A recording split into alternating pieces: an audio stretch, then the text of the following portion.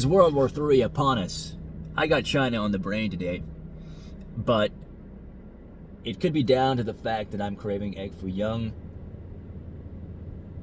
or, I did wake up listening to autoplay on YouTube, and there was a video that came up that said, China threatens World War III, and I'm thinking, how can one nation threaten World War III? You see, an undead witch flying down to a region of the world and stirring up tensions, that could really set up some fireworks. But if you want the friggin' 4th of July, what you need is a rules-based international order. The kind of rules-based international order that does things like, stays in Afghanistan for 20 years only to hand it off to the Taliban with boomsticks in tow. Yeah, I don't understand this reflexive fear of China, or the need to be fearful about really anything at all.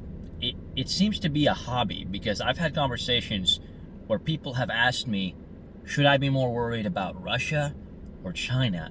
And that's a very strange question. Yeah, you should be concerned about things going on in the world, but to be looking to be worried, that's not going to lead to a good outcome.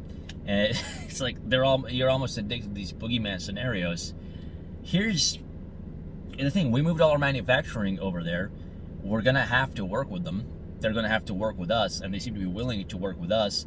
But we have this weird willy-nilly ideation that seems to be based on narrow spectrum of interests of people wrapped up in these ideas of freedom or whatever that they're trying to push to prettify naked interest of just, I don't want to say corporate because it's overplayed, but a certain kind of manner of functioning that's really more beneficial to certain business interests and the kind of cabals that they form in order to keep those going. That's not the intent of the United States, but it is what's largely in control of it in the rest of the world. That being said, China is trying to expand into all these places like Africa and trying to build that Belt and Road Initiative across Asia. And you can say, hey, look, that's really concerning, because if they come in there the same way that I just said that we disguise all of our kind of the self-interest of our elites in this veneer of freedom, well, they're disguising, their own naked self-interest in the veneer of, we're going to help you build up your stuff. And I get how that's also concerning.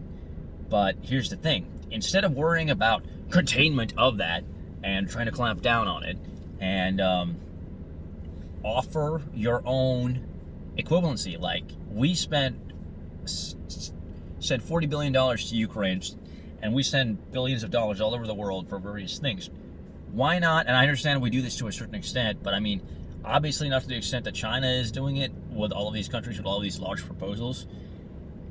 Why not help develop these nations to where they're kind of beholden to us just based on the way that we've helped them develop? And we could probably do it more ethically than the Chinese, rather than have all these bazillions of military bases everywhere. That would make a little bit more sense.